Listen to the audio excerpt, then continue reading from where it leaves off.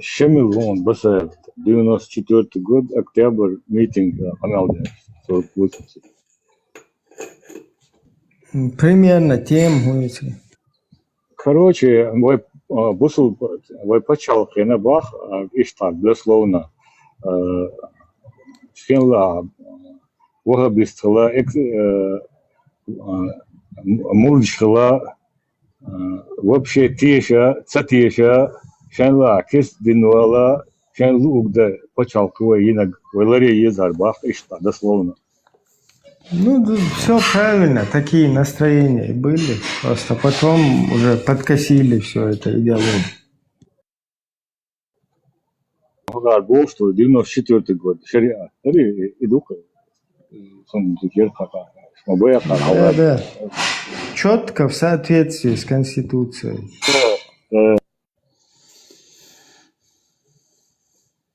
Ваш стрим слетел, я хотел просто как бы на прощание сказать. Я не говорил о том, что должны делать чеченцы никоим образом. Чеченцы должны решать. Чеченцы должны решать. Меня неправильно поняли, либо не услышали. Нет, вас правильно поняли. Я лично вас правильно понял. Ну, я говорил о том, что чеченцы должны решать сами, что и как они будут делать. Как я вижу эту проблему, это уже Анатолий, другой вопрос. Я свой комментарий делал не для вас, я делал это для вот своих слушателей, да, то есть то, что у нас нету никого. Вот кто-то у нас здесь говорил, Мусик, по-моему, что типа силовым каким-то методом. Девушка обратилась ко мне с претензией, что я что-то говорил о том, что кто-то что-то должен делать. Я этого не говорил. Нельзя сказать, что кто-то что-то должен делать. Кто-то что-то может делать и как-то может делать. И решать должны лишь эти люди. Я не вправе этого... Никаким силовым методом сегодня невозможно, вот для чеченцев это невозможно. Пока мир не перестанет играть в эту, я извиняюсь, извините меня за откровенность, в эту проституцию, если мир не перестанет, вот когда перестанут играть, да, когда начнут вот то, что декларируют все, да, там, сосуществовать, права человека, да, вот как всякие нетрадиционные меньшинства, их права защищают, вот так и права традиционных, когда начнут соблюдать, когда начнут права народов на самоопределение соблюдать, вот когда это все заработает, когда эти механизмы заработают, тогда мы сможем вот сосуществовать все нормально. Не привязывать это и не прикручивать это как к народам Крыма, а именно как к народам. Но этот вопрос может быть только скажем так, во всей России. Не может быть, что одна часть как-то, если у нее будет какая-то национальная элита поднимется, либо в самой России, либо в самой Чечне, она все равно ничего не сделает. Если это не будет еще, например, Татарстан, если еще это не будет еще какая-то другая республика России. Но это все равно, это в любом случае будет только после того, когда Россия уйдет с Украины. Если Россия не уйдет с Украины, этого точно не будет. Если Россия уйдет с Украины, это возможно. Это мое мнение. Я не говорю, что кто-то что-то должен делать. И никогда не говорил, что это вот так вот только будет и никак по-другому. Никоим образом. Да, вот у нас, вот у чеченцев, да, нам важно, вот как сегодня я вот наблюдаю за Украиной. У украинцев сегодня на пике, да, вот это национальное самосознание. Понятно, что есть там какие-то всякие разные, да, без опознавательных знаков. Вот здесь, в Австрии, где я живу, даже сюда приезжают какие-то под украинцев косят, но у них вообще мы не хотим о политике, туда-сюда. То есть, вот это скажем так, переобувшиеся. Но в целом вот украинский народ, украинская армия, украинские защитники Отечества сегодня четко показывают вот волю украинского народа, самосознание украинцев. За это можно только как бы позавидовать белой завистью. Вот, вы понимаете, в чем вопрос? Вопрос в том, что не хотят слышать, не хотят видеть. Если вы сейчас у половины украинцев спросите, кто такой Бандера, он вам ответит. И он ответит о том, в чем был плохой Бандера. И в чем он был там как бы хороший. Важность, но он ответит, в чем он был плохой. Он расскажет вам вообще, о том, что делал Бандера неправильные вещи. И о том, что да, я не поддерживаю того, что делал Бандера. Персона Бандеры, конечно, не поддерживаю. Она не важна. Сегодня вот любой украинский мужик, там парень, сын, там чей-то муж, который стоит, который стоит на защите своего отечества, он ничем не хуже Бандеры, да, который сегодня в окопах погибает. То есть это защитник своего отечества. Ему на другие национальности, на другие этносы абсолютно все равно. Он не считает себя как украинца выше либо ниже какого-то этноса, либо какой-то нации. Никто в Украине я не встречал в своей жизни. Мне 48 лет. Я ни одного не встретил за всю жизнь, кто бы сказал, что я там лучше, не знаю, поляка, я не знаю, я лучше русского. Нет, я просто украинец. Есть русский, пожалуйста, есть поляк, да, пожалуйста. Есть, не знаю кто угодно, все, кто есть, пожалуйста. А я просто украинец, все, больше нет ничего. Но мне не говорите, что я хуже. Вот в чем вопрос. Мне не приходите, не говорите, что тебя нет. Они же приходят сюда, вот эти вот с русским миром, и говорят, что меня, украинца, не существует. Так я нацист? Я бандеровец? Еще раз повторяю, Вот, с точки зрения вот Майкла, который здесь уже, я не знаю, не надоело тебе запросы кидать, Майкл? Вот с точки зрения вот таких вот там упырей вот этих, как его еще мягче назвать, я даже слова не придумал. Вот с их точки зрения все, кто не хочет быть под русскими, это нацики там какие-то там, вот, да. бандеровцы, там всякие там, нацисты и все такое. И прочее, как бы нечисть якобы, да, для них. То есть вот такое вот у этих людей там самосознание. А ты у него сейчас спросишь, алло, ты какого хрена делаешь вообще в Украине? Почему тебе не интересно то, что у тебя в 99-м происходило в Рязани, например? Когда засекретили на 75 лет рязанские учения, да? И сахар, который был в мешках, вывезли на военный полигон и взорвали его. Вам что, не интересно, что ли? Я вам открою большой секрет. Если вы их спросите о личностях 93-го года, когда был официальный, назовем его так, государственный переворот в России, конституционный, принятый, и это признал Конституционный суд Российской Федерации, они этих личностей знать не будут. Они будут знать личности 2014 года в Украине, где это не было переворотом. Они будут знать, что в Украине было, но что в России в 93-м они знать не будут. Если вы спросите, в каком году Ельцин расстреливал парламент, они вам ответят: в 91-м. Почему вы так думаете? Многие же в это время там... Потому что я это знаю. Потому что я с этими людьми Откуда общался, и они так отвечают. Вы в Москве жили? А что, в 91-м расстреливал Ельцин парламент?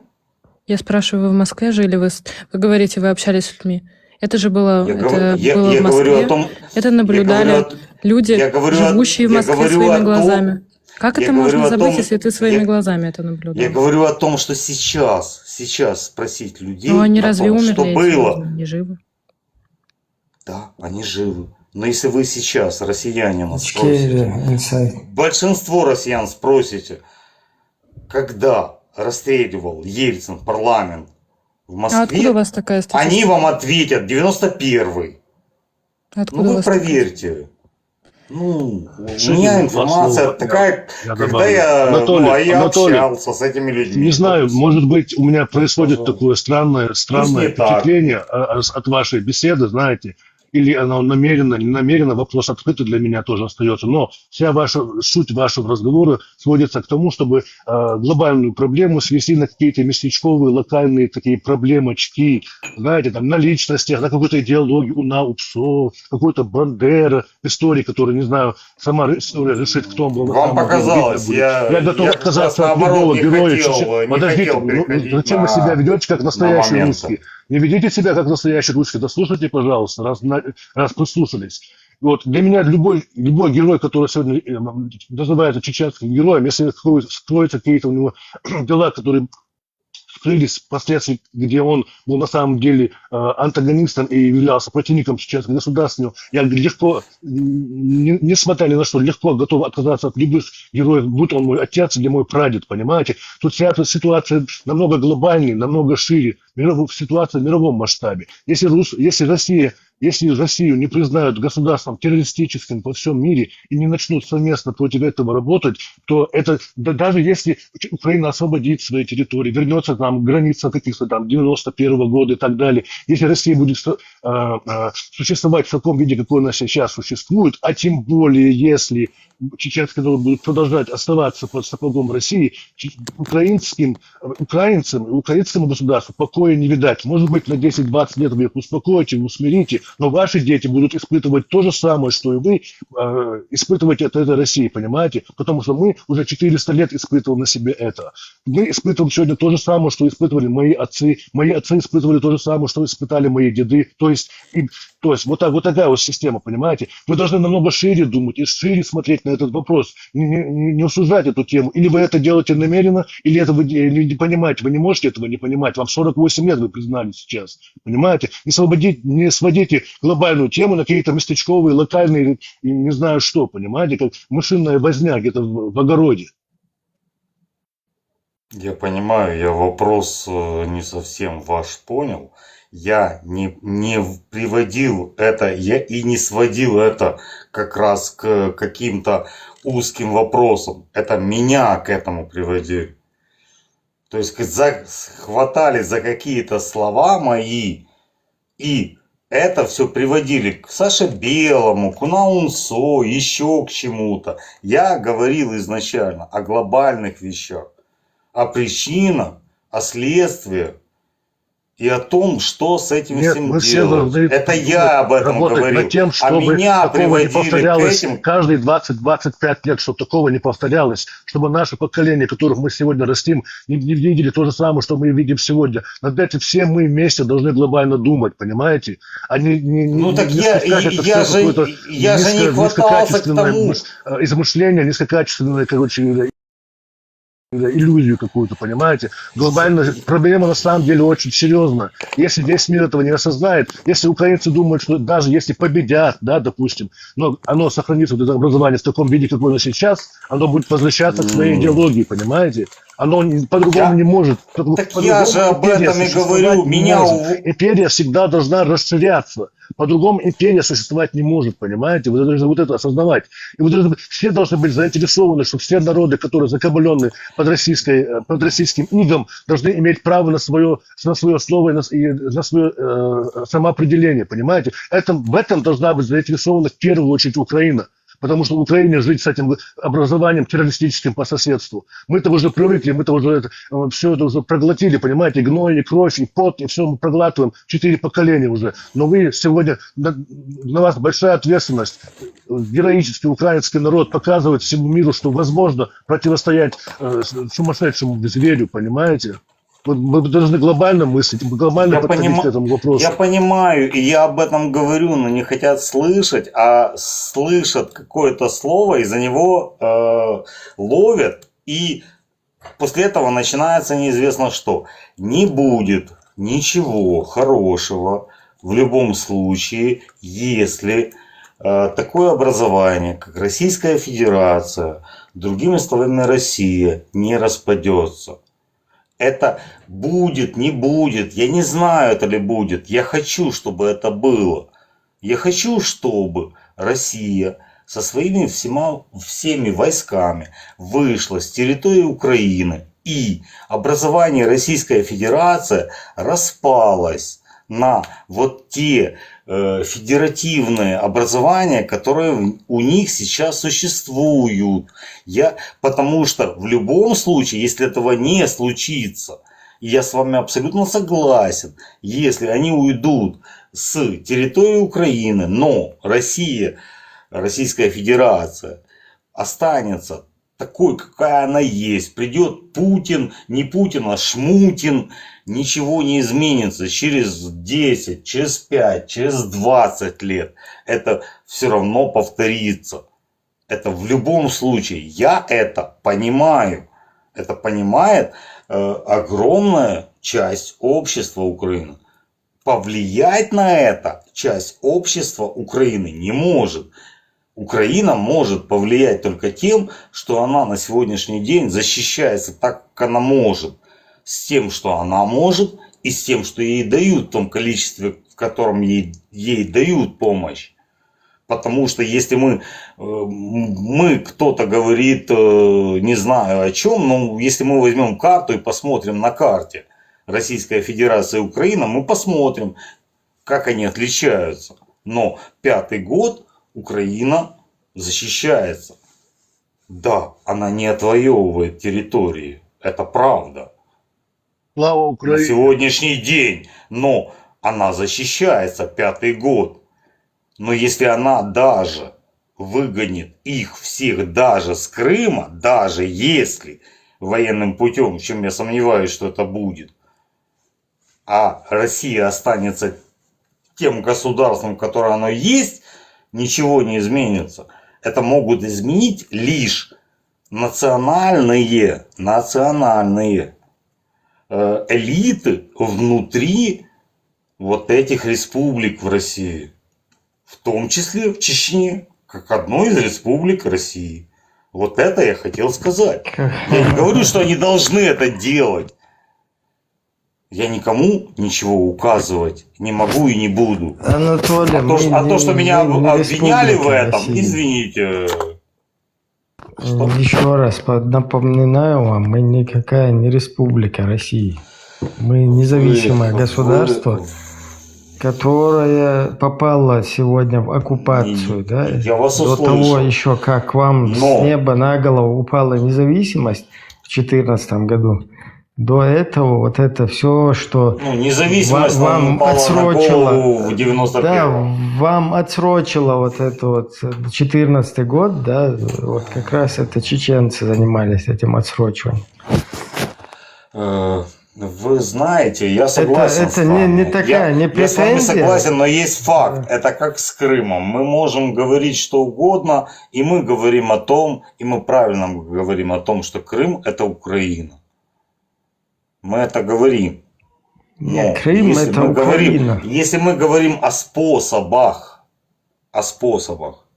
то есть мы говорим о том, как Чечне, Ичкерии действительно обрести реальную независимость. Вот я лишь об этом говорю.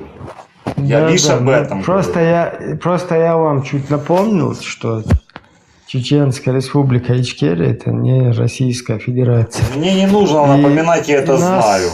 И вообще мы не хотим сравниваться ни с Татарстанами, ни с какими-то другими там республиками, потому что эти все республики, они подписали федеративные договора, они нормально себя комфортно там чувствовали, они должны нести вместе с Россией ответственность за весь ущерб, нанесенный украинскому государству, да, вот за сегодня наносимый ущерб, да, там они все обязуются также выплачивать репарации или контрибуции, как угодно называйте это, да, украинскому народу. Если мы вот вернем свое национальное самосознание, то нам тоже нужно будет выплачивать весь ущерб, нанесенный. Потому что после Первой войны, вот Масхадов, когда ездил в Британию и начал устраивать такие отношения, завязывать отношения с Западом, да, с Англией в частности, его русские упросили, чтобы он, как бывший там, я не знаю, военный вот этой российской армии, повелся на вот эти вот их байки, короче, и перестал поддерживать отношения с западным миром в пользу того, что вот как бы мы принудительно не будем перед всем миром принуждать Россию выплатить весь вот этот вот ущерб, да, там нанесенный нашей республике, и что русские, Ельцин вот обязуется в несколько этапов, короче, выплатить, я сейчас не помню, сколько это миллиардов, там, напомните, кто в курсе, я постоянно эту цифру путаю, то есть у нас там несколько сотен миллиардов нам должны были русские выплатить, что они не сделали. То есть из-за того, что из-за вот этой слабинки, да, вот договора с Россией, о котором говорил еще президент Труман американский, да, который сказал, что договор, заключенный с Россией, не стоит и бумажки, на которой был подписан. Не стоит. И вот это вот очень правильное такое отношение этой культуре, там, я не знаю, менталитете. Вот взяли, расторгли как бы отношения с западным миром без наблюдения, да, без каких-то вот этих, скажем так, присутствия там международных там институтов, там в непринудительном порядке взяли, там договорились, короче, а там все финансирование послали ваххабидам, все финансирование послали, короче, на распространение исламистских идеологий через всяких вот этих ублюдков там, Удуговы, там, не Удуговы, короче, я не знаю, и Темишевы, всякие, Халимовы, партия исламского возрождения, там, Яндербиевы, не Яндербиевы, всю вот эту... Мы начали с религии и закончили вот этим. Да, и у нас получилось так, что вот эти все финансы, они пошли против нашего государства, то есть чтобы его дискредитировать, показать несостоятельность. Начали вот этим бандам устраивать какие-то исламистов, устраивать для них возможность похищения вот этих там всяких общественных, политических деятелей Российской Федерации. Потом огромные выкупы платить, чтобы другим тоже понравилось такие легкие деньги, да, там добывать, там захватил вместе с ФСБ, там перевез через 100 постов в Чечню. Не открою секрет, что в Украине все четко понимают, что в некоторые структуры, которые были патриотические, либо национальные, националистические, как угодно их назови, тоже были заряжены деньги,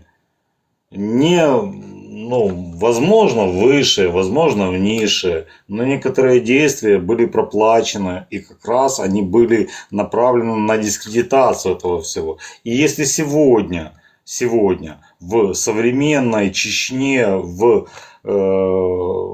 Российской Федерации, как части Российской Федерации, чеченцы скажут: мы чеченцы, и мы хотим быть национальным отдельным государством. Их назовут нацистами. Сразу же это будут нацисты со стороны России. Так же, как сегодня, когда говорят украинцы, что мы хотим быть украинцами, идите нафиг. Что хотите в своей России делайте, нам по барабану. Абсолютно. И извините, даже Может быть, формулировка такая, что хотите делайте со своими федеративными округами, республиками. У вас свое государство, у нас свое, идите нахер. Но за эти слова они нас считают нацистами. Я не говорю о том, что это мое мнение. Мое мнение я вам высказал. Какое, что должно быть, на мой взгляд, с Россией для того, чтобы Европа и мир жил спокойно. Я это сказал. Прошу прощения, мне завтра на работу, поэтому до свидания. Извините, если в чем-то был неправ, если кого-то чем-то обидел. Все нормально Спокойной ночи, у нас. Анатолий. Доброй ночи. Спокойной ночи, Анатолий. Всего хорошего. Приветствуем, Николаевна Маршевол. Добро пожаловать, будучи свободны. Да, слава Ичкерии, слава Украине, Ибрагим. Героям слава. Да.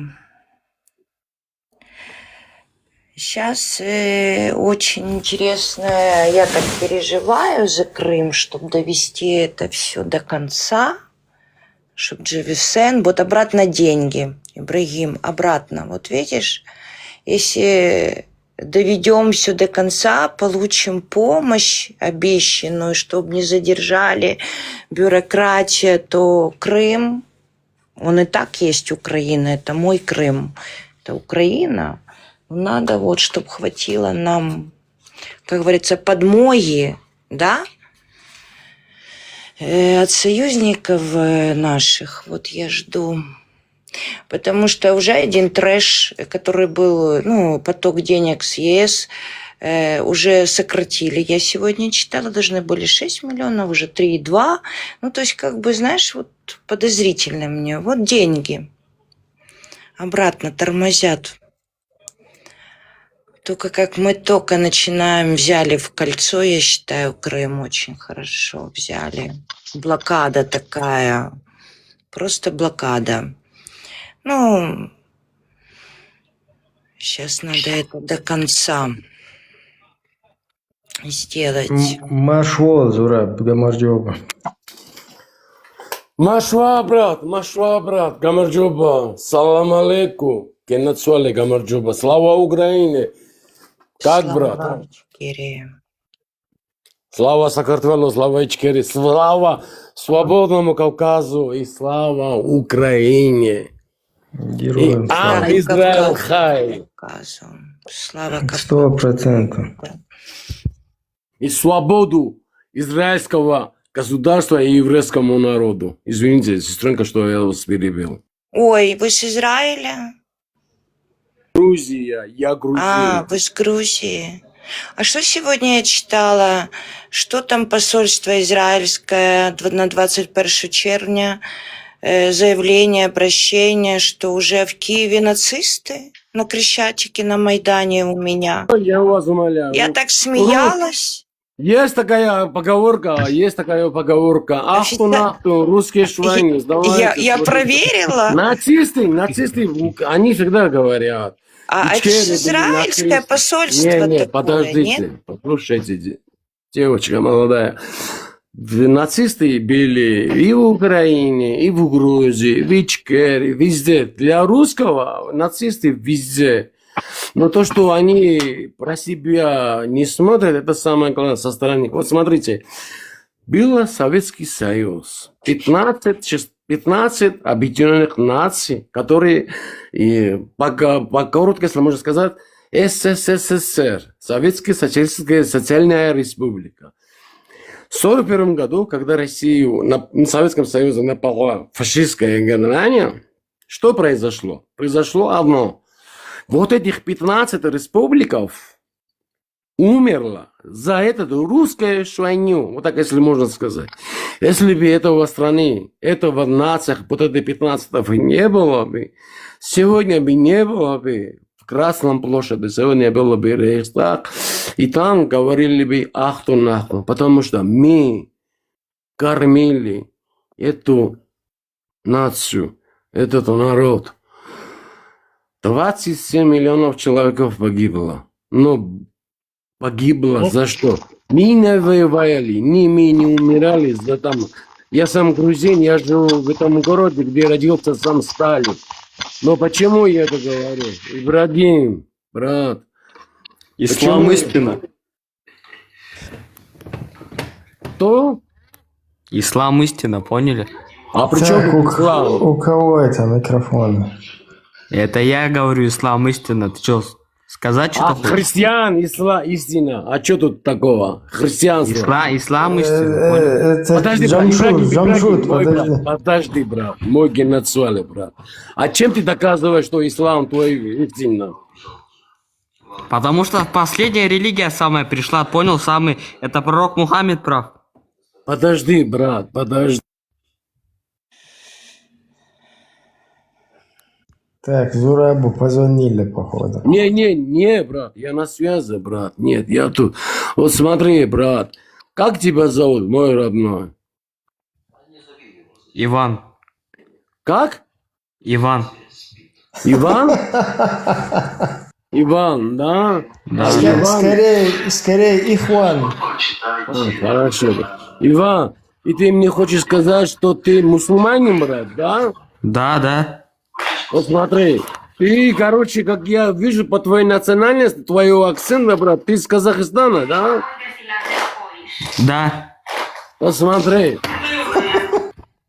Подожди, брат, Ибрагим. Смотри, ты мне доказываешь, что ислам сегодня праведная религия, да? Скажи мне, пожалуйста, сколько лет исламской религии, брат? Можешь ты мне это сказать? По-моему, около 700 лет. Сколько? А, ну подожди, хотя нет, 7 века появилась. Ты можешь свою камеру открыть? Ты же не боишься?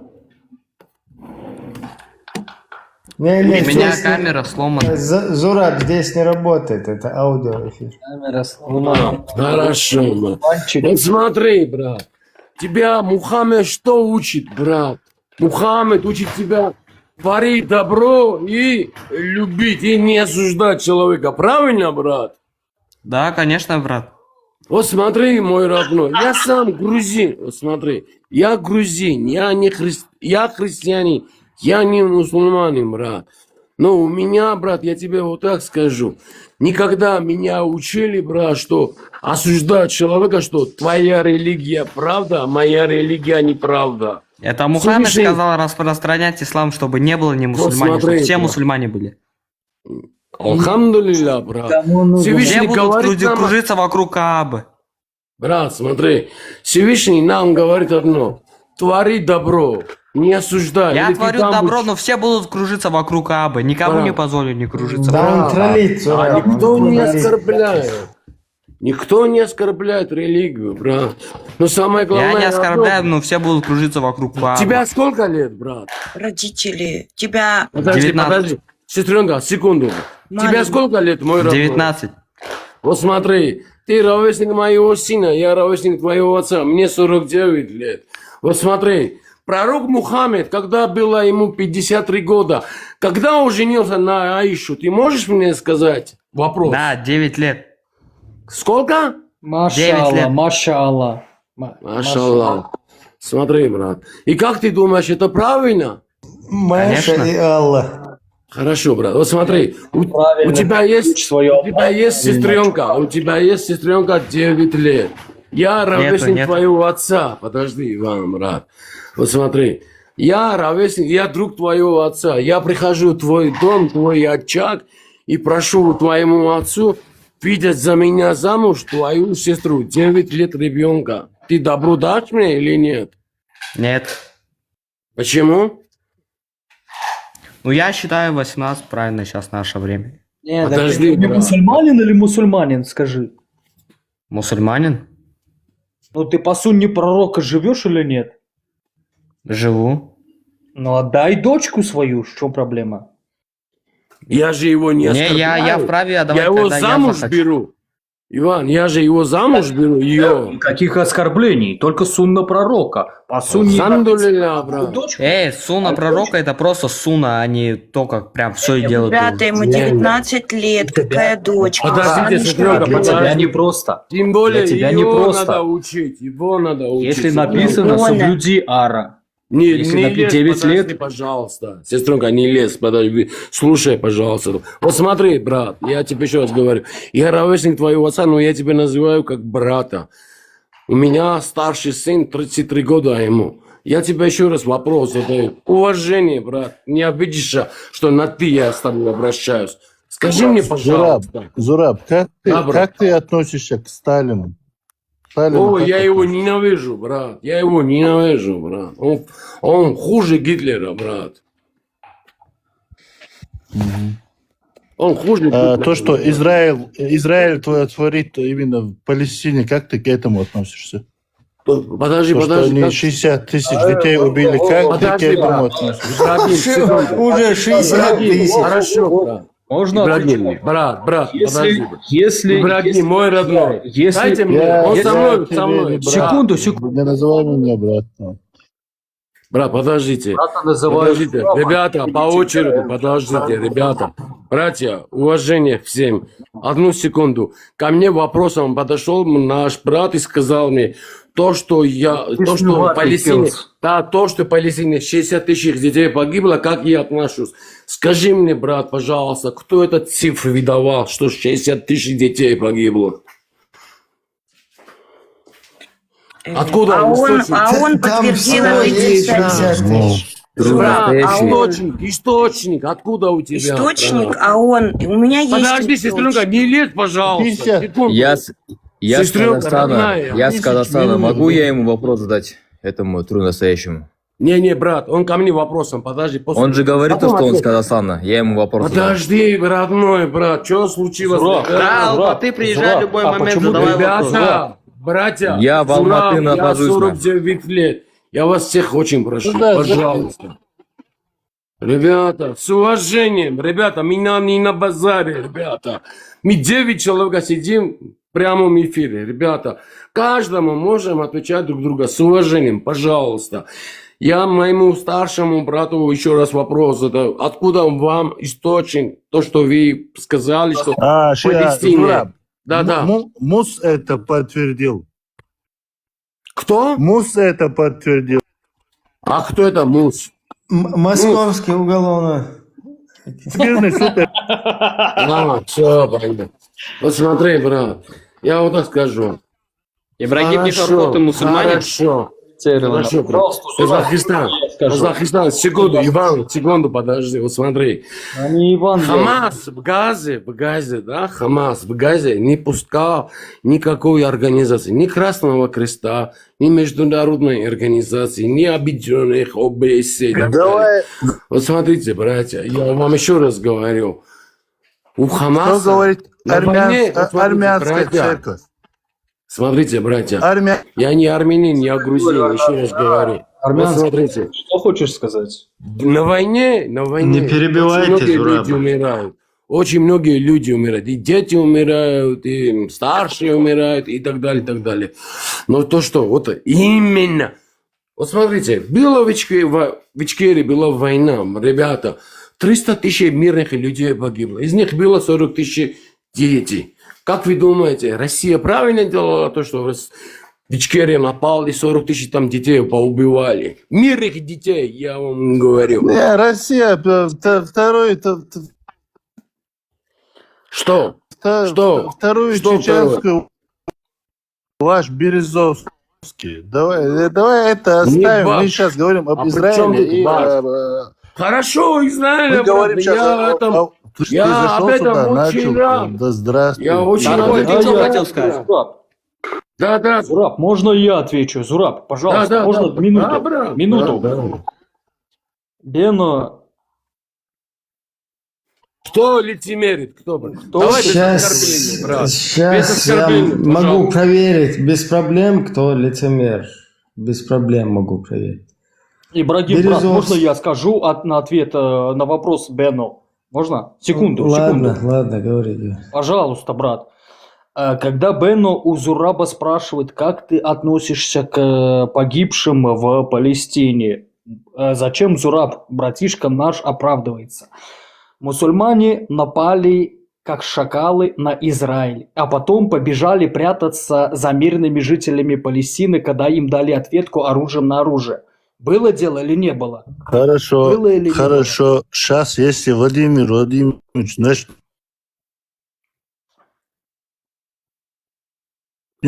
Владимир Владимирович начнет бомбить Украину, там, он правильно это будет делать?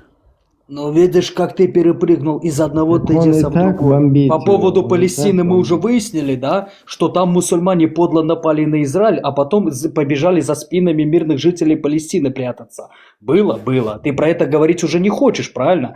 А Владимир Владимирович Путин, я не он перепрыгнул. политик. Он политик, он к религии не имеет отношения. Он политик. И если он скажет, то, как у них у русских говорят, царь прикажет, дураки Если он найдутся. сейчас начнет, Правильно. И чё? Если он сейчас... Путин какой-то Путин начнет войну. И чё? Подряд. Барбой, ты чё хотел сказать? Террорист? Не, я хочу... Ребята, братья, Об этом говорю. братья, родные, брат. Смотрите, родные, подожди, брат, смотрите. Мы, братья, делают. Одну секунду, брат. Подождите, родной, брат, мы все братья, мы здесь. Подожди, мой родной. Армянская церковь, которая... Одну секунду, при чем тут армянская или нет? Подожди, брат. Барбой, ты чё хотел сказать? Подожди, Магнат, Ты подожди, я тебя очень неправильно, прошу. брат. Смотри, брат, я вам вопрос еще раз говорю. Мы здесь, братья, 9 человек сидим прямо в эфире, а внизу люди слушают нас, наше мнение, брат. Подождите, по очереди, братья мои, родные. Барбой, ты чё хотел сказать? С уважением. Бено, ты с Братья, Казахстана. Подождите, сестренка, давайте сестренка, разберемся. Одну секунду, Подождите, родные, давайте одну- познакомимся. Сестренка, Бено, вы одну откуда? секунду, пожалуйста. Я вот... Бено, как вас касается Одну война? секунду, пожалуйста, еще раз говорю. Что там с Одну армянской церковью? Кто При чем тут армянская церковь? Одну секунду. У меня Магнат, брат мой, родной ты мой, золотой Вы ты мой. плюете Еще раз говорю, братья, на всех. пожалуйста. Вопрос, тут один вопрос стоит. Здесь стоит один вопрос. Причем, кто здесь говорит, что здесь... Вышли, что ли? Вот смотрите, еще раз говорю, мы здесь 9 человек сидим, братья. Мы должны все, каждый человек друг друга уважать свое мнение, а не оскорблять, переходить и так далее. У человека есть свое мнение мира и добра, иншаллах, алхамдулилля, аллилуйя, я вот так скажу. Но самое главное, ребята, давайте, ребята, уважение, во-первых, ведущему эфира. И второе, Можно то, что я самое спрошу, главное, потому что секунду, Зураб, брат, вы очень секунду, много мой говорите, родной. просто не даете Одну слова. секунду, пожалуйста. Можно? Одну секунду. Ребята, мы из Кавказа, я не знаю, вы откуда, вам мира и добра, откуда бы кто бы не были, но нас мы Кавказ поняли, мы учит, поняли. брат. Кавказ нас учит, брат, что старшие мы всегда уважаем и будем уважать, братья. Пожалуйста, ребята, Всевышний нам судья. Мы здесь, ребята, высказываем только свое мнение. Мы не Всевышний, чтобы мы здесь судили кого-то. Мы просто высказываем свое мнение и слушаем друг друга. Без оскорбления, без мата, без всякого, без чего-то, брат. Но самое главное, это уважение к ведущему, брат. Самое главное, первое, это ведущим, потому что... Говоришь, дай Старбою сказать уже. Вот говори, брат. Но только уважение, брат. Уважение к ведущему. Без Тру оскорбления. настоящий. Говори, Ты брат. представился Иваном из Казахстана, еще мусульманином, да? Город Алматы. Альхамдулилля. Я тоже из города, из Алматы. Турсийский район, микрорайон Алмерек. Что ты хочешь сказать, я не понял. Ты почему людям здесь чешешь и говоришь, что ты Иван, то, что ты мусульманин? Атын айтшына, руын айтна, кімсің сен? Что ты хочешь? Елің қандай сен?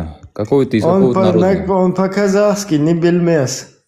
Вот тем более, что Я он в чешет? Казахстан как турист Чё ты- приехал.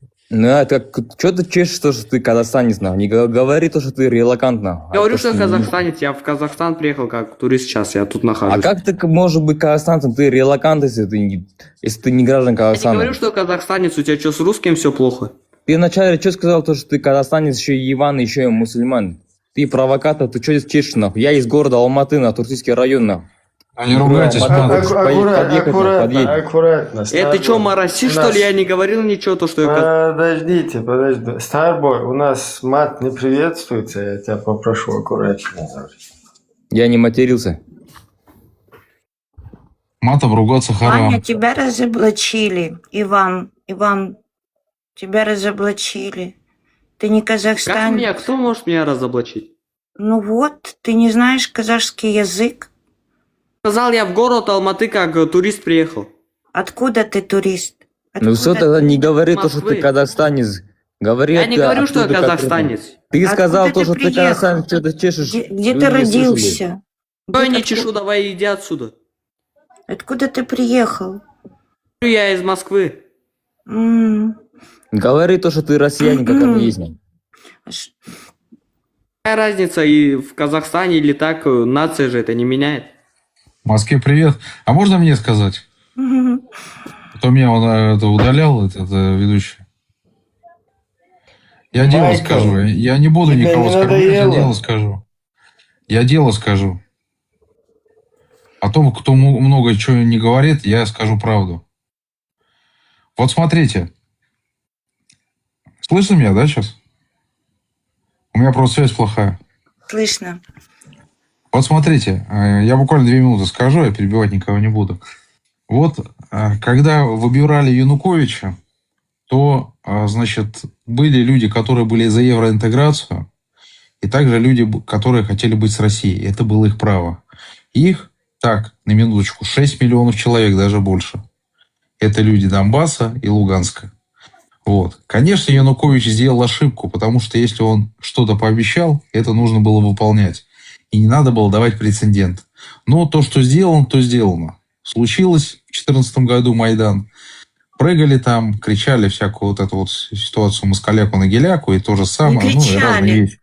Майк, Ну, Москаль, хорошо. это у нас Подождите. был милиционер такой. Вы Ну, вообще... дайте мне договорить, это пожалуйста. вы начали говорить, я таких слов не знала. Москаляку на геляку Ну, я не знала. Это вы меня научили, Послушайте, русские. есть Мы документальные, такое есть не документальные говорили. фильмы. Ты ни одного Ну, плаката я- не ну, не видел на сбивайте меня, Майдане. дайте мне договорить. Майкл, Я же где вас не перебиваю. доказательства? Дайте я договорю, пожалуйста. Дайте я договорю, пожалуйста. Ты там был Вот, на и Майдане. У Майкла люди- в голове Ну дайте мне стабильно. договорить. Ну дайте мне просто договорить. Неужели так сложно? Просто по Я же существу, слушаю. а не... Я... Хорошо, Ты вопрос голове нет. По упомянуть. существу. По существу. Значит, дальше ситуация как развивалась? Люди Луганской и Донецких республик отказались признавать нелегитимную власть и хотели объявить, значит, о своей автономии. Вот. И вместо того, чтобы с ними как-то договориться, я не знаю, это дело Чемодан, политики. вокзал, Я Москва. военный. Это их 6 Чемодан, миллионов. вокзал, Майкл, Ну, дай, послушай. ведущий, дай Майкл, договорить. Ты же хочешь Майкл, конструктив, да? а ну, Я сейчас по послушай, конструктиве слушай. говорю. С Донецка, Ну, дай про мне Донецкий. Вот Да, послушай что теперь, вы. Майк, меня. Ты хочешь про Донецк послушать, как про украинские митинги выходили с Донецка? Ты знаешь, сколько в 2014 году митингов было? Тебе Как рассказать? получилось, что главы Донецких и Я тебе Луганских расскажу республик всё про после 8 Донецк. лет обстрела, объявленных вами АТО, обратились к президенту России? Как так получилось? Причем здесь АТО? Люди не Когда хотели. 8 Люди бросали лет, когда бизнес и 8 уезжали лет в Киев. Я тебе расскажу, Майкл, то с тогда Донецка они отжимали. обратились к России, понимаете? Какой И Россия, России? если вы сравниваете Россию с Гитлером, то разница в том, что Гитлер без объявления войны просто напал, а Россия 8 лет предупреждала. 8 лет предупреждала. Вот знаете, чем мне нравится мир Ничего зверей? не- Там никогда белка не пойдет 4 пыркать на утра медведя. как раз Просто и потому, начали что не бомбить. пойдет. Вот и все. 8 лет просили, успокойтесь. Никто успокойтесь. ничего не И хоть бы один человек, Лавров сколько раз выступал, не надо, и сколько хоть бы один человек сказал, а что, если Россия действительно сорвется? Что будет тогда? Ну, в Москве тебе Я сейчас закончил. весело, Майк? А ну что, расскажи. Мы Как там дойдем в до самого Москве? Киева, поверьте мне. И камень на камень не оставим. Да уже и Вот вам шли, мой ответ. обосрали, У зубы российского поломали. спецназа. вот А теперь я вот- посижу и послушаю вас. Вот это вот чисто русский конструктив. То есть он тут нам ныл полчаса, что Донбассе, Донецке захотели куда-то к Москве присоединиться. А теперь говорит, а мы до Киева дойдем. Вот Я это из вот чисто Киева. русский мир, Ведь понимаешь? никогда Уже не шли, ноет, он Майк, завоевывает. Я в Киеве. Вот смотри, Уже объясняю один момент, Николаевна. Объясняю мухосрансковчанам объясняю. Вы, если хотите, там, что вы там хотите, хрен поймешь у вас. Для вас есть огромная матушка Российская Федерация. Собрал чемоданы, пошел на вокзал, купил билет, поехал на огромную вот эту вот территорию, куда хочешь, да, там, я не знаю, на Калугу, на Колыму, короче, там, на какой-то Сахалин, куда угодно. Взял чемоданы, сел на поезд и поехал тут на поезде. Вперед, все. Чё ты здесь сказки нам целый час рассказываешь, там, донбасчане, короче. На Сахалине его китайцы встретят, вы чё? Да, там было луганданчане что-то ему куда-то хотели, не хотели. Полчаса нам рассказывал, как Путин рассказывал, там Крым мы никакой не будем, не хотим. Ну, при чем здесь Крым? Это украинский, там что-то нам рассказывали. Потом за 3 дня они на Киев нападают, Киев брать. Вы что, вообще думаете, что здесь... 1000 колонн танков разбомбили, Киева не хотели. Ибрагим Нихархо, ты знаешь, да, что вот твой ник, он мусульманин? Альхамдулилля. Алхамдулилля. И расскажу, сколько родственников с Донецка выходило на проукраинский митинг, и они в 2014 году оставили свой бизнес, дома, переехали как раз и в Бучу, в Киев. Если под настоящий Киевом. Ибрагим Нихархо, знаешь, что ты болтаешь, что он тебя порвет? Выражайся, мальчик. Так, ты у нас москвич, пока покидаешь. И я вам скажу, столько студентов в 2014 году с Донецкой области, именно с Донецка я рассказываю, именно с Донецка переехала в Киев. И я помню это все, 2014 год. У меня как раз дочка студентка, и очень много ребят с Донецка переехали учиться в Киев. Я это все помню, и очень много митингов было, выходили люди, проукраинские митинги в Донецке. Вот они такие в изгнании, им пришлось оставить Донецк и уехать.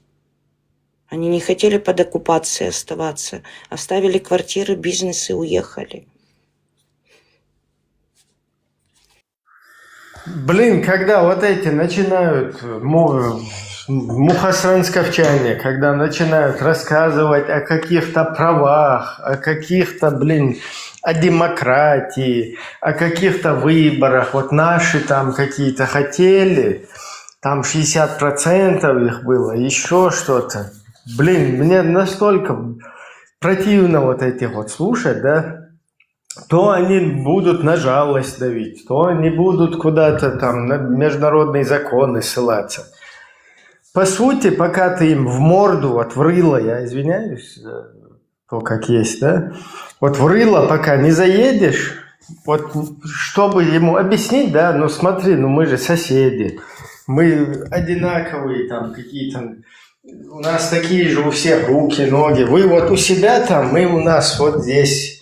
Будем там дружить, друг к другу в гости ходить. Вот ты им пытаешься объяснять, они с тебя смеются, как бы, за слабость это принимают. И только когда в рыло получают, вот тогда они сразу в чувство приходят, сразу у них, короче, появляется там понимание какое-то, да, там уже объяснять как бы ничего не надо даже. То есть сразу, оказывается, они все знали. Они знали, что есть и права, есть какие-то там свободы и так далее. Вот так вот это только, к сожалению, работает. Вот по-другому, вот сколько ты их не пытаешься послушать их, там, что-то в них поймать, там, чем вообще, что ими движет. Абсолютно там, вот ты приходишь к тому, что просто вот получив в рыло, только тогда. Это вот такой вот сильный народ, я бы сказал, который уважает только силу, когда вот по рылу получает. Да, даже рассказывать, Ибрагим, вот правильно, только силой, понимаешь? Вот просто силой. Демократически они не понимают человеческих, ни духовных, ни демократических, вообще никаких понятий нету. Только силой. Я даже что рассказывать? Майдан ему рассказать.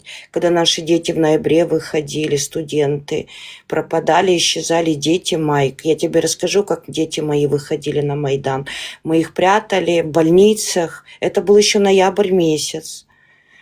Это был ноябрь месяц. Был маленький митинг. Просто избили детей. Это такая демократия. Они просто вышли, и взрослые вышли за детей своих. С чего это начиналось? Я рассказываю самое начало, когда было. И как воронки, как люди исчезали, пропадали люди. Просто пропадали. Это был еще ноябрь. А потом взрослые, да, пошли за детей, за студентов, которым нам обещали евроинтеграцию. Ничего, дети такого, это был не военный митинг, это просто человеческие право детей, право студентов было, они имеют право. Если бы шариат был бы, все нормально было. Понимание, понимаешь, Ибрагим, у них вообще понятия нету там выйти вообще на ихнюю думу или куда. У них же вообще не трусы, сцикливые. Вот я за ними наблюдаю, да, они куда-то в международные институты, там, в ООН, и всякие, возле ОБСЕ, там мы наблюдали там вместе с украинцами, там на демонстрациях. Вот они одели эти костюмы, да, вот в лесу выловленный дикий медведь, да, вот он еще там не понимает, там может схавать даже своего медвежонка. Вот они вот типа того вот оделись в эти пиджаки, галстуки, как там западные люди, да, и ты на них смотришь и можешь вот обмануться, да, вот они научились там уже сидеть кое-как, там где-то ходить, там общаться каким-то образом, походить вот на это самое, на цивилизованных каких-то людей. И ты вот на них смотришь и понимаешь, что вот остальной мир, там, цивилизованный, облапошен полностью. И они воспринимают их там каких-то как себе подобных, да, куда-то с ними таскаются. А ты вот на них смотришь и зная, да, вот из чего эти состоят, да, там, в каких-то костюмах, там, в галстуках, в каких-то рубашках сядут, короче, и вот так вот болтают.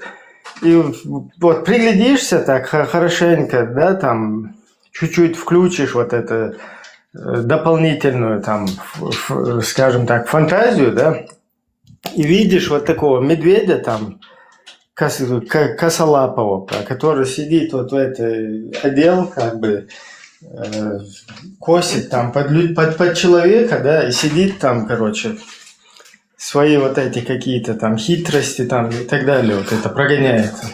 По сути, абсолютно там ничего вообще ловить нечего, да, там, чтобы как-то договариваться с этими людьми, отношения какие-то вести. Вот я сейчас, к сожалению, да, я не хочу там никакие народы, там, кого-то там, я не знаю, предвзятое какое-то отношение, потом все равно это воспринимается. Нет, это правильная вот аллегория, Ибрагим. Пьяный, в спячке, с будуна сидел. Это потому что шариата нету. Да нет, потому что спал пьяный, с будуна вот этот пьяный русский ведмедь, так?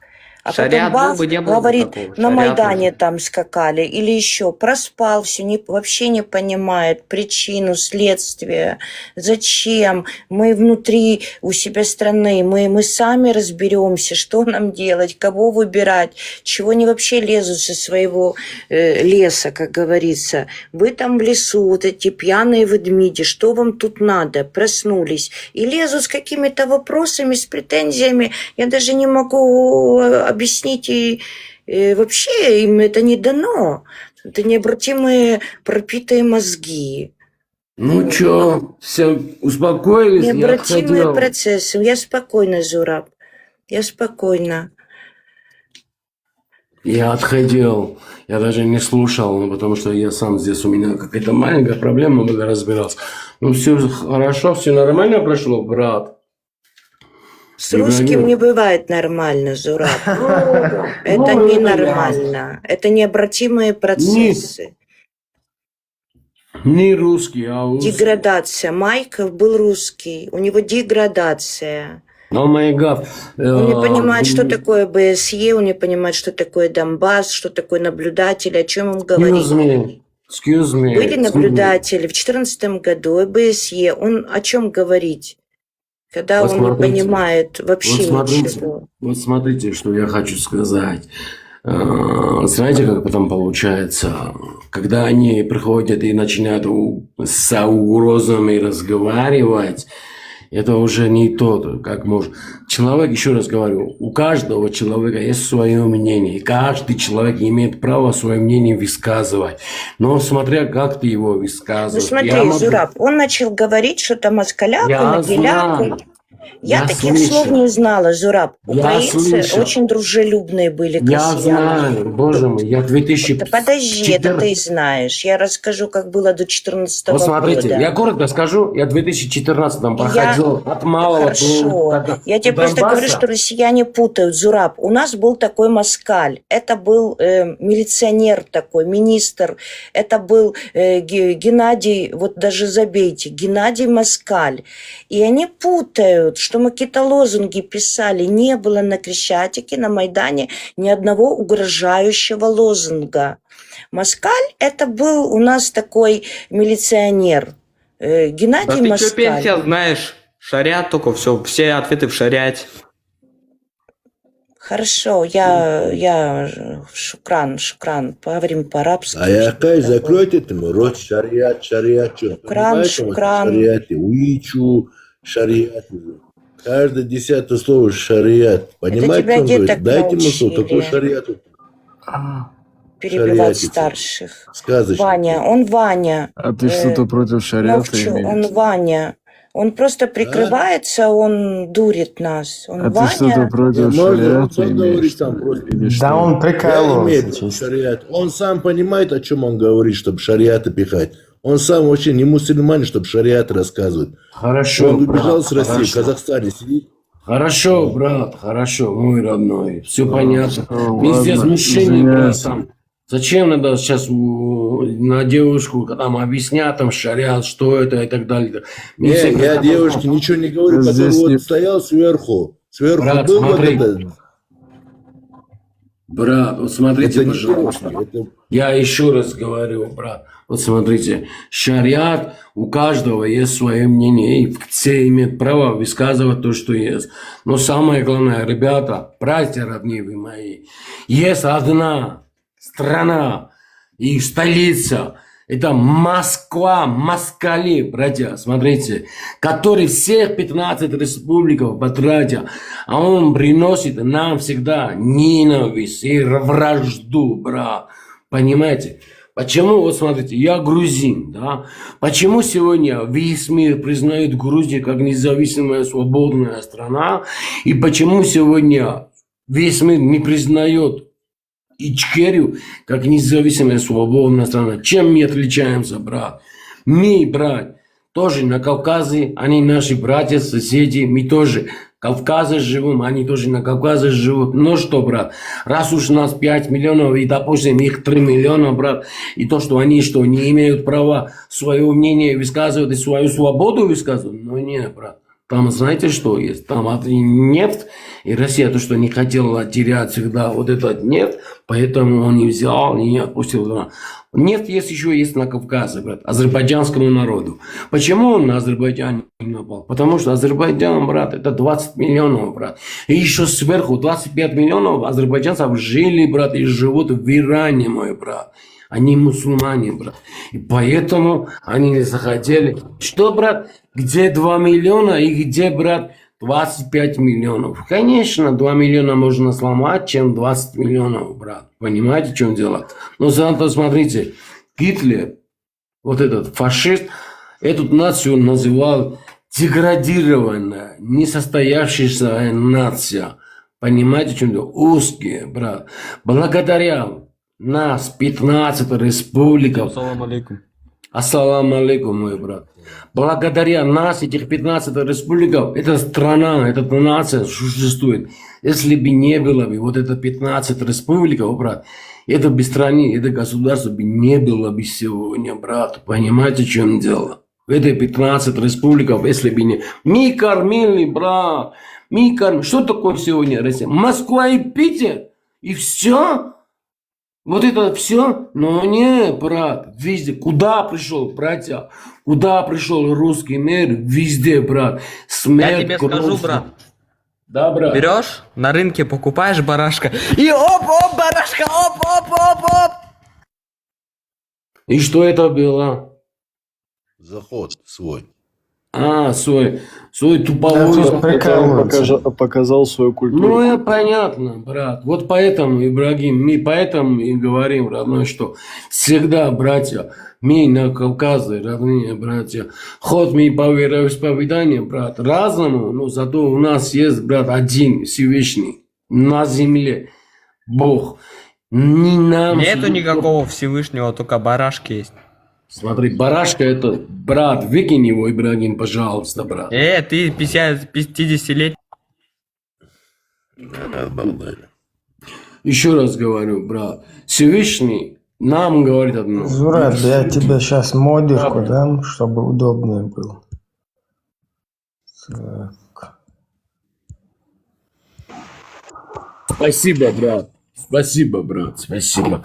Вот я хочу одно, брат, сказать, еще раз говорю.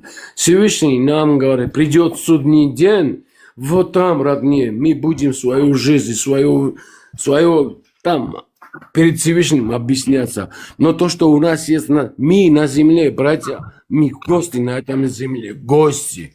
И то, что мы в гости находимся на этом земле, мы... Вот так, как это можно сказать?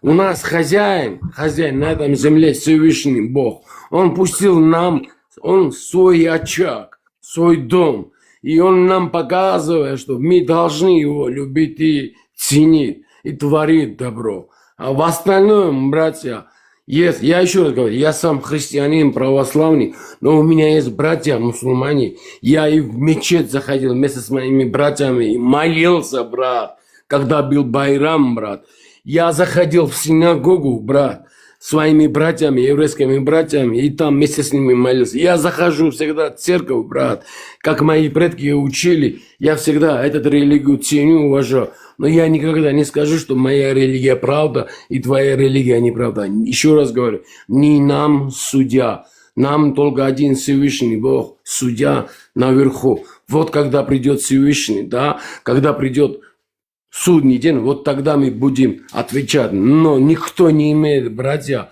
родные вы мои, мы убивать или что-то сделать. Потому что мы не дали этому человеку жизнь. Мы не имеем права его отбирать. Всевышний Бог дал этому, и Всевышний Бог отберет.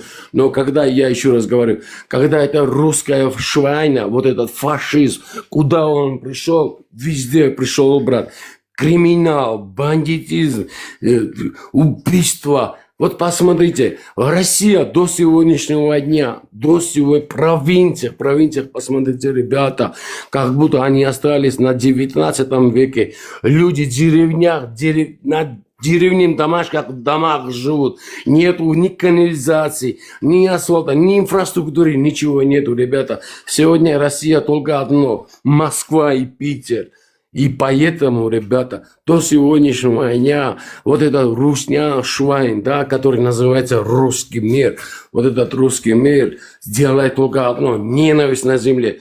Напал на братский народ, на Чечню, тому народу, ингушей на осетинов, натравил грузинов на осетинов, натравил грузинов на братскому народу, абхазам, пошел на Украину воевать, пошел против азербайджанцев и армянов, которые в Карабахе жили как братские народы, пошел на Белоруссию, на, боже мой, вот этот как это там, Молдавию, брат, сделал так, что все друг друга убивали. Приднестровье. Да, Приднестровье. И что получился? Что получился? Все вот эти 15 республиков все начали убивать всех, не смотря друг друга, ненависти.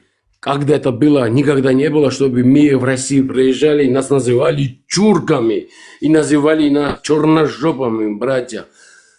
Потому что вот эти черножопые, вот эти чурки... Зураб, чтобы Да. не блокнули, аккуратно. Да, извини, брат. Вот это, которых нас называют, вот это мы, да, как бы так сказать, не культурно, вот так, если можно сказать, всегда нас называли вот так. И вот эти люди защищали вот этот народ. Вот есть один парень, зовут его, он блогер, да, живет в России, он в Питере живет. И у него очень много подписчиков, где-то он, по-моему, если я не ошибаюсь, и Георгий его зовут, брат. 15 миллионов или 12 миллионов подписчиков. И в ТикТоке, и в Фейсбуке он выставляет свои ролики. И что он делает, брат Ибрагим? Он грузин, брат. И он делает только одно, брат. Стоит в магазине, брат. И когда старики, бабушки и дедушки проходят, покупают, да, когда надо что-то оплачивать, он стоит с картами, своими картами, и он оплачивает со своим картам. И один человек подходит, и он говорит: ты что это мы делаешь? Вы грузины, что вы нас хотите подкупить и так далее. Брат, еще раз говорю, купить и продать и уважать — это разные дела. Но самое главное, что делать и творить добро. Что происходит? Еще раз говорю, в 2022 году Украина называют до сегодняшнего дня как будто нацисты. Там. Какие нацисты, ребята? Какие нацисты? Какие нацисты? Хорошо, в Украине нацисты, а в Грузии тоже нацисты, в Чечне тоже нацисты, в Приднестровье тоже нацисты, везде нацисты, да? Вот поэтому я говорю, если бы не это государство, вот этих всех 15 республиков, братья, да, этот народ бы не был бы сегодня. Мой дедушка, мама, его переселил Сталин, тем более, представляете, я грузин, да, и мой дедушка фанатом был, Царство Небесное, был фанатом Сталина, брат. Ее переселили в Сибирь, брат. И мой прадедушка, отец, брат, умер на войне, брат. Братья, 3 братья, растил их бабушка, брат. И когда бабушка умерла, их забрали в интернат, брат. Эти братья разделились, и потом несколько десятки лет потом нашли друг друга, брат. И они нашли друг друга со своими семьями, со своими внуками и так далее.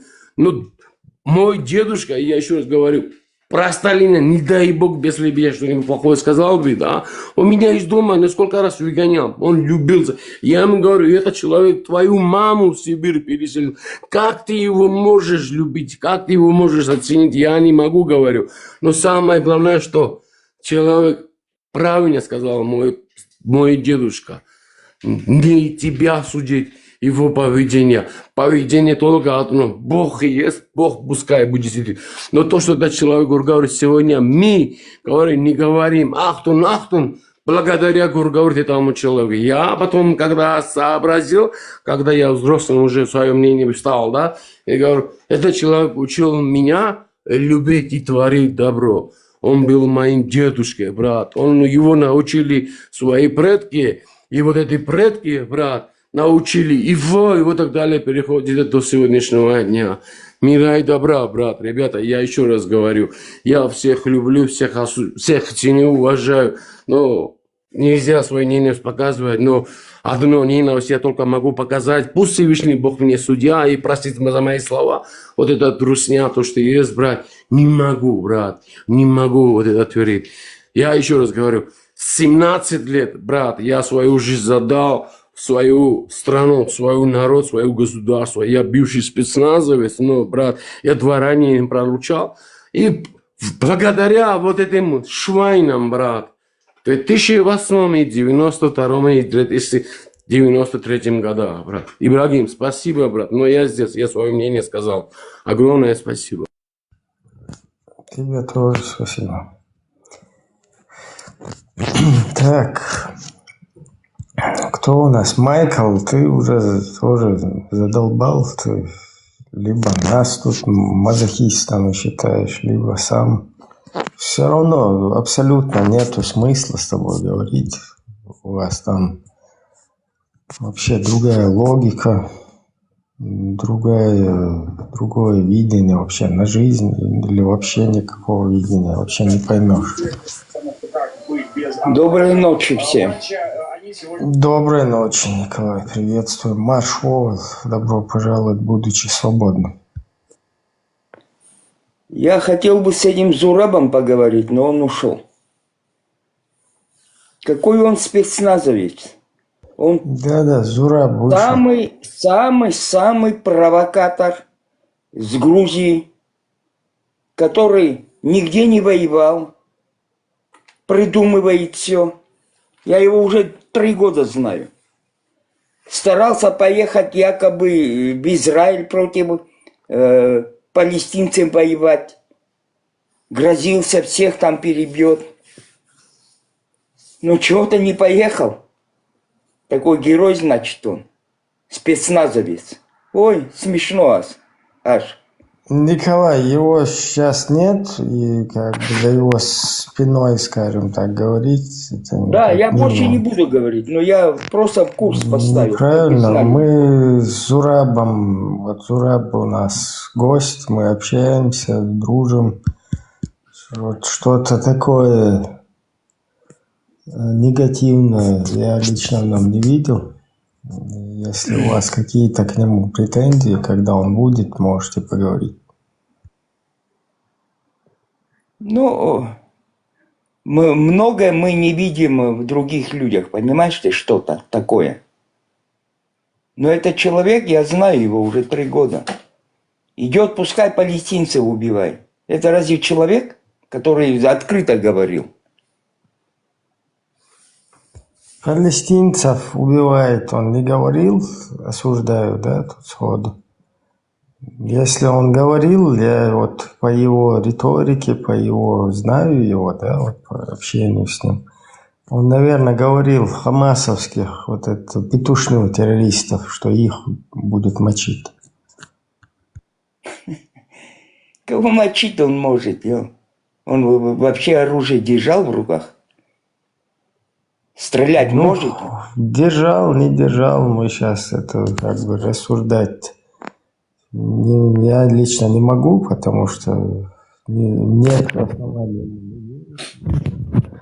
А как если в террористическую петушню, да, вот это русский Хамас или русских каких-то этих игиловцев, если кто-то хочет мочить, то это вполне нормальное такое проявление позиции гражданской. Ну, это как у каждого свое мнение, понимаешь?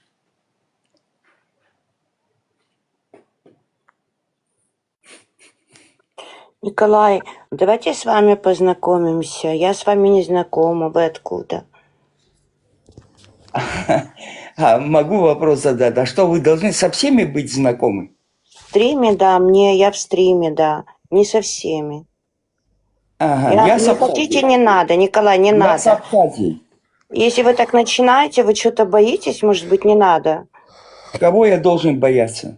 Не знаю, не надо со мной знакомиться. Я уже сама не хочу с вами знакомиться. Ну, на обиженных воду водят. Я не обиженная, мне вы не интересны.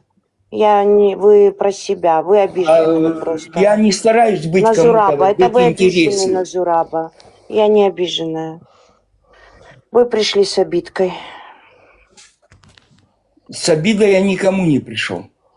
Я фантазера хотел послушать, но он успел уйти. Вот и все. Какая обида может быть здесь?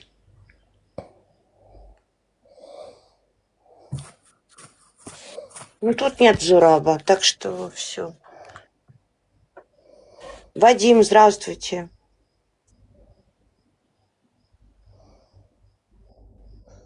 Добрый вечер. К сожалению, я не могу говорить.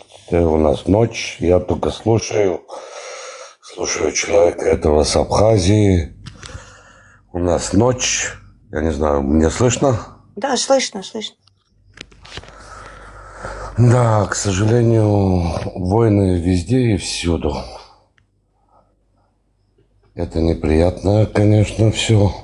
И слушать, конечно, тоже как-то неприятно. Я как бы бывший гражданин бывшего Советского Союза.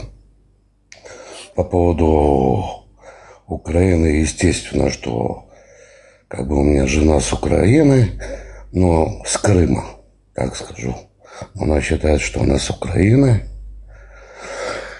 Так же, как у Крыма это украинский, я считаю, также и Абхазия рано или поздно станет Грузией. Да ты за себя отвечай, что ты за Абхазию говоришь? И Крым, Украина. Вадим, подтверждает. Абхазия никогда не будет в составе Грузии. Никогда. Не говорите никогда, знаете, есть такое Никогда не присловие. говори никогда. Никогда, да. Даже дети знают. Никогда не говори никогда, Николай. Все меняется. Все меняется. Так же, как Россия сдала в свое время все дружеские государства, так же она сдаст и вашу Абхазию. Точнее, грузинскую Абхазию. Смешно. Стратег Да, военный. к сожалению, вот вместо того, чтобы со своими Ты мне скажи, пожалуйста, кавказскими братьями, я извини. кавказскими, там, я не знаю, близкими по Кавказу людьми, наоборот, пытаться держаться вместе, вот, взять, вот, выступить за русский мир, да, там, против своих. Вот это вот, я не пойму тоже, абхазский народ, да, вот его поведение там, хотя как народ, как нация, там, я не знаю, в целом у меня, я не могу как бы какие-то претензии предъявлять, но вот это то, что вместо того, чтобы держаться, наоборот, там, с грузинским государством, там, со своими, скажем так, соотечественниками вместе, поступить Да какие вот мы так. соотечественники? Мы никакие. Вот так предательски, да, как бы привести вот этих русских. Да на Кавказе чтобы- первые предатели были грузины. Всю жизнь. А вы сейчас за них заступаетесь. Вообще-то я там как народ абхазский в целом опять-таки не считаю, да, там кого-то предателем. Ты знаешь, что твое мнение до лампочки, понимаешь? Ты считаешь, ты не считаешь. Да, понятно, мое мнение до лампочки, не Кто до ты лампочки. такой, что ты но оно должен таково. абхазский народ судить? Но мое Где ему мнение быть и таково. Твое Мое мнение. мнение таково. И абхазы как бы должны нести Я всю плевал на ответственность. твое мнение, понимаешь ты? Да, абхазы, если они выбрали, скажем так, собственно, вольно, да, вот в сторону русских, то вместе с этими русскими они должны будут Выбрать нести, это народ в Абхазии решат, должны они тебе. будут нести всю ответственность за русский мир, который он приносит, то все Я еще раз те беды, говорю. которые приносят русские. Кого выбрал абхазский народ, не тебе это решать. Вас уже Понятно, русские ассимилировали, Николай? Этот Уже выбор, так он понятен. ассимилировали. Прогнули, Николай. Не понял. Ты продал свой народ, Николай.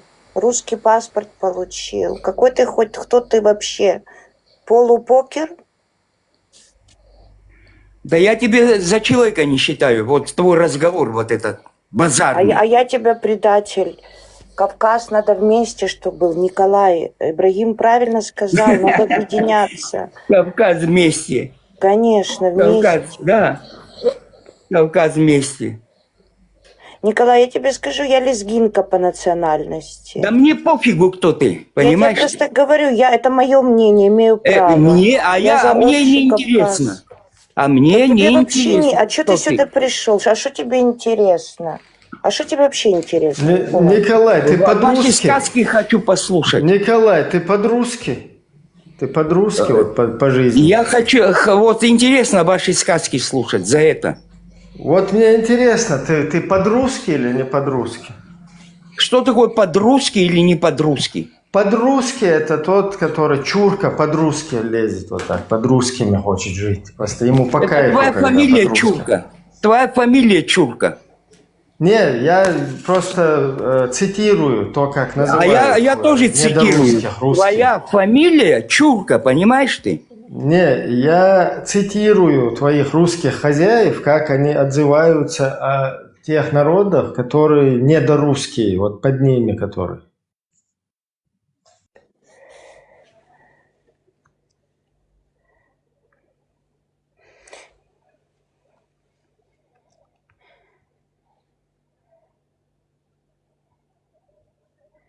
Вообще не хотелось, да, там, с взрослым человеком переходить на личности. Вот это вот, я не знаю, позиция, да, там, больше русского, чем самих русских. Все равно. Их ассимилировали, они уже полупокеры, ни флага, ни родины, полупокеры, они уже такие, знаешь, ну, предатели, у нас говорят. Да, еще наших соотечественников. Да, наших соотечественников взяли туда, через вот эту гобню затащили туда, через всяких там Темишевых, всяких вот этих идеологов там КГБшных, затащили там наших еще этих самых соотечественников, против грузин настроили, повели туда, там абхазы, наши братья, за свободу, там, 5-10. Да. Салам Машал, душевер. Поднять вверх бухлет, подними бошоне. Виджу. И цветам. Да, поднял, только что увидел. Извиняюсь. Маршалду, Сергей Маршалду. Приветствую всех. Так, вышел, по-моему. Вышел. Ребята, муду, куда что ж? Николай Макисович, ой. И цветам, Не знаю, вот, Николаев, я не пойму, блин, все от этой русни текают, короче, да, эти наоборот, под русских куда-то заползли.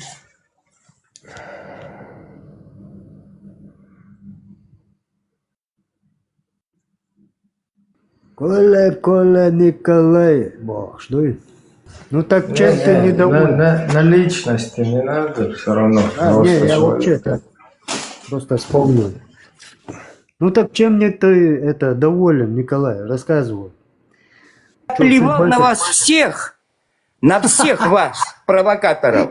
Лучше футбол посмотреть. Аузубиля. Николай, вы мусульманин? Вот у вас имя мусульманское. Николай вышел. Футбол, бір кто?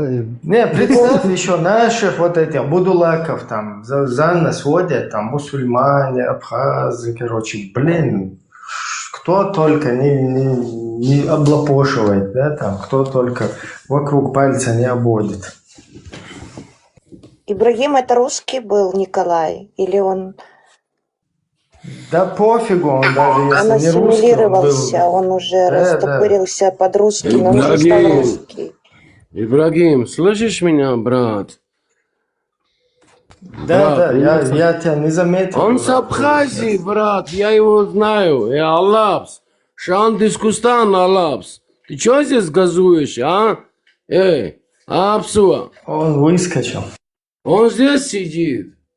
Зураб тебя испугался, он боится тебя. Он с Абхазии, брат, он с Абхазии, он тебя испугался, Зураб. Мы с ним, знаешь как, брат, он сказал, я тебе вот так скажу, где-то 4 года, если не больше, брат, с ним сталкиваемся, брат. Он куда я иду, он везде за мной идет, брат. Он мой хвост, мой родной. Понял, Ибрагим? Я клянусь тебя своими детьми, брат. Матери своей клянусь. Он за мной гоняется, брат. Мы Куда бы я слышали, он твой фанат, Зураб. Он сказал, 3 года за тобой гоняется. Не тут больше, если не 3 года. Я вам серьезно говорю. Он без меня жить не может. Посмотрите. Фанат твой. Посмотрите, в Абхазии их где-то не будет, где-то 90 тысяч, да? И до 2020 года у меня был в Фейсбуке, в Ютубе, в ТикТоке, в Инстаграм только одно. За Грузию, за Ичкерию и так далее темы поднимал. И после этого, то, что я увидел, то, что в 2023 году произошло в Израиле, и когда я начал активно выставлять вот эти ролики, то, что террористы вот так убивают мирных людей, тем более детей добивали в кровати, да, я прекратил тему уже насчет Абхазии, да. И знаете, как получается, вот за меня, как сказать, Зураб и Зорья в Абхазии был, знаете как, детей пугали. Если ты не покушаешь сейчас, да, Зураб и Зорья придет, и он тебя с собой заберет. Зураб и Зорья, короче, там, знаете, как было? Один парень, один мальчик был там такой, короче, он поднимается, тем, он там умер, он тоже абхазский блогер он был, и ему вопрос задают, это правда, говорит, Астик, что ты против Грузии воюешь, это Зураб и Зорья, то, что он, да, против нас выступил. Как будто, знаешь, брат, как меня сделали, брат, как будто я вся Грузия, да, и я только один могу в Абхазию захватить, брат. За меня, брат, я клянусь, брат, я еще раз говорю, детьми своим клянусь, матери клянусь, брат, за меня, брат, выдавали 20 тысяч долларов, кто меня убьет, гражданство в Абхазии, 3 гектара земли, брат, понимаешь, в чем дело? Что это такое? Я говорю, неужели я больше не стою? Потому что, брат, я воевал в Абхазии, брат. Мне было тогда 16 лет, брат. Я, брат, еще раз говорю, ну, как сказать, братишка, неужели, говорю, во-первых, что это такое гражданство в Абхазии? Братуха, родные вы мои, Абхазия, это такая же Абхазия, как и Грузия. В Грузии есть 12 племеней. Ираклий, привет. Ираклий, это ты? В Грузии есть 12 племеней, да? Как и Грузии с вами разговаривают, смотрите, например, брат, когда Сван разговаривает, не может Мигрел понимать Свана. Когда Мигрел разговаривает, Сван не может на ним разговаривать. Когда Абхаз разговаривает, грузин не может, ну, как сказать, у каждого человека есть свое мнение, свой акцент, брат. Но самое главное одно, брат, то, что есть грузины, абхазы, брат, такие же грузины, как и Свани, Мигрели, Лазы и так далее. В каждом уголке, брат, есть свой акцент и свой термин, брат. Но самое главное, что одно, брат, свое общее, брат, герб, свою столица, своя Грузия и так далее. Ну, смотри, брат, это не Абхазия, брат. Апсуа, адыги и абазы – это родные, брат. Это кочевное племя, которые, братишка, родные мои, брат, которые пришли, ну, как сказать, заселили их на нашу грузинскую землю, брат. Истинные Абхазии, брат, сегодня живут в Батуми, родные, брат. Батуми, которые на грузинском разговаривают, и на, короче, на абхазском разговаривают. Но разное, смотрите, брат. У Абхаза, если спросишь, брат, что такое на их языке родина, они скажут Апсадгил, брат. Апсадгил, брат, это грузинский термин, брат. Понял, брат? Адгил. Адгил, ярысь, это грузинское слово. Понял ли, брат, Ибрагим? И поэтому, брат, вот сейчас то, что он сейчас заходил, вот этот Николай, брат, да? Он вот так гоняется, брат, за мной, везде, куда бы я ни пошел. Везде, брат, везде. Но самое главное, брат, что... Видимо, он в своей жизни где-то провалился и вот не может никак вылезти из этого. Мне просто вот интересно, все любители русского мира, вот, почему им просто не взять вот... Оставил, да, вот куда-то ты приехал, какую-то территорию заселил, потом ее тащишь в русский мир, а нельзя вот эту территорию оставить, взять чемоданы, сесть на вокзале там на поезд, короче, и поехать в русский мир, пожить там немного, посмотреть, как там все функционирует. Потом, если не получится, можешь вернуться даже назад. То есть у тебя твоя территория не будет под русским сапогом. Но эти берут, короче, вот это вот все туда куда-то под русский мир тянут, да, там, вместо того, чтобы самому в этот русский мир пойти, посмотреть, там, пожить, посмотреть, как можно там существовать. Не знаю, вообще не дальновидно, как минимум. Я просто выключил микрофон, хотел задать ему вопрос. А кто он по национальности? Вот тоже интересно было. Ну, Зураб говорит, что он абхаз. Он не хотел, Вадим, боялся Я предложила познакомиться, он так агрессивничал, он боялся. Я говорю, не хочешь, не Ну, то, представляйся. что он агрессивен был, это Он понятное боялся было сказать, дело. откуда он. Вообще боялся. Я говорю, не надо, говорю, говорить. Ну, мало ли что. Он боится сказать, кто он. Потому что он сам потерялся. Он не понимает, кто он, абхаз или русский. Полупокер, Вадим, он полупокер. Нет, это называемая ассимиляция. Вы совершенно верно сказали, что Ассимиляция, это да. называемая ассимиляция. Ну, как в Слава этом Богу, как мультфильме. говорят. Как в этом мультфильме, да, чертик? Люби себя, чихай на всех, и жизнь ждет тебя успеха. И он ждет своего успеха. Представляешь? В жизни. К Так сожалению, какая Абхазия была в свое время в 80-х годах. В 80-х годах. Все можно так сказать, что люди делали за сезон, они делали машины, когда человеку надо было лет 10 работать на эту машину. Курорт, Тому Вадим. же инженеру, там, да, это Гагра, это Сухуми, это, не знаю, Не-не-не, сейчас. нет, Батуми это Гагра, не-не-не-не. Это... Гагра, Лиселидзе, граница Лиселидзе. Ну, к сожалению, как говорится... Пальмы, лавровый лист. Это был всемирный такой, всесоюзного значения курорт. В Пицунду даже не запускали, местных жителей. Потому что милиция тогда ходила и матюкалась на грузинском языке. Кто его понимал, Оазис был, это курорт был. У меня мама привозила оттуда лавровый лист, это туда попасть. У меня мама работала в гостинице, поэтому она как-то могла путевку взять. Но это было всесоюзного значения. Цветущая была Абхазия очень. Я не была. Вот. А сейчас что там, Вадим? Я знаю, прошлой зимой Я, свет... к сожалению, не знаю. Сейчас там света нету, мандарины их никто не хочет. Перегнили, пропали мандарины. Мушарашка то хочет, включит им свет, то выключит свет, то включит свет. Знаешь, вот такое. Перебои, руины. Вот как пришел русский мир, все разбомбил, вот так все и стоит в руинах. Вот весь курорт. Вот что русский мир принес им. К сожалению, мы можем только лишь говорить. А русский мир, ну как сказать, русский мир, они...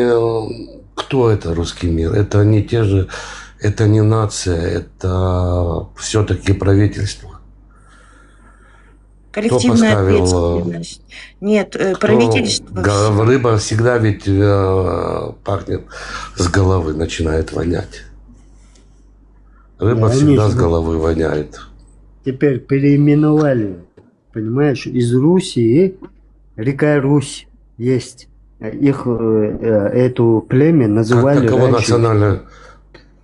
как таковой такой национальности даже нет. Гия, они нападали. Приветствую, Машу. Была Киевская Русь. Гамарджоба, привет. Шалом, Гамарджоба. Гамарджоба. И это самое. А теперь переименовали. Такой гость у нас, интересно, был Николай. Все это самое. Со всеми здесь побуянил. На всех наплевал. Да, недоговорной, короче. Ушел в русский мир. К сожалению, пацаны гибнут. К сожалению большому, пацаны гибнут. А это генофонд. Спасенная одна жизнь – это спасенный мир. Да, есть такое. Да, ну вот в Русне там, к сожалению, такой лозунг, да, еще бабы еще нарожают. Нарожают, да. Это, как сказал Жуков, бабы нарожают. Да. Они не переживают, у них китайская ассимиляция пошла, они не переживают. Вот именно. У них... Не зря дедушка Сталин не хотел, чтобы Китай вошел, как говорится, он просил, чтобы они были 16-й республикой. Он сказал нет. Вот скоро, понимаете, что уже и так Сибирь, вся Сибирь, как говорится, русская. Еще чуть-чуть, и, как говорится, они станут китайцами. Это точно. Китайцами. Северная Корея тоже влияние имеет там уже. Они там тоже, это северное дикое племя, Северная Корея. Там насилование было, ну уже там все привыкли. Там эти бабы привыкли ваняк всех на мясо, на холодец, а им нравится этим бабам, потому что и придут корейцы, придут китайцы, и у них все ок. Ну вот я, например, иногда, как бы иногда смотрел, ну, те же самые женщины говорят, китайцы не пьют, они работают. Ну, а у русских же нет такого. Они очень чистые. Ну да. Не виноватые. Да. Ни в том они не виноваты. Они несут только мир на земле. Не, они вот могут только нести. Да. И мы видим их мир. Да, такой. русский мир. Это в понимании там русских, вот у них мир такой. Мы просто что-то не понимаем, а так это все благо. Так как мы же дикари, мы же головорезы, террористы. Так, но, друзья. к сожалению, они только могут это... Они могут это говорить, а история это говорит другое. Когда Чечня была, когда Грузия была, еще, как говорится, даже Киевской Руси не было. Не только русских. Так, друзья, мне как бы неудобно, но мне нужно закругляться. Я просто давно уже... До новых встреч, Ибрагим, спасибо всем. Я извиняюсь всем еще раз. Доброй с вами ночи. интересно, хорошо. Мир во всем мире. Всем всего хорошего, всем добра. Вот все, кто там тапал, подарки дарил, всех благодарю. И прощаюсь там с чеченским традиционным прощанием. Машойл. Пребывайте, оставайтесь, будучи свободными. Салам.